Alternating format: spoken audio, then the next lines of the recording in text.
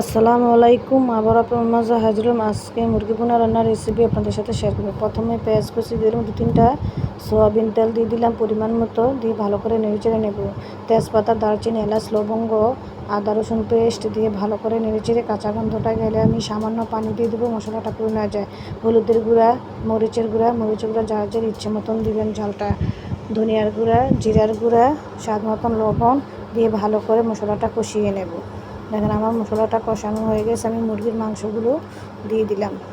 মুরগির মাংসগুলো দিয়ে আবারও ভালো করে নেড়ে চেড়ে আমি কষিয়ে নেব।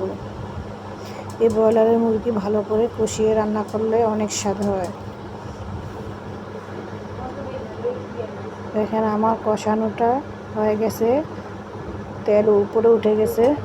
কষানোর পরে আমি পানি অ্যাড করে দিলাম, আবারও নেড়ে চেড়ে দিলাম। আমার রান্নাটা প্রায় শেষের দিকে। আমার রান্না যদি আপনাদের কাছে ভালো লেগে থাকে কমেন্টে জানিয়ে দিবেন। আল্লাহ হাফেজ।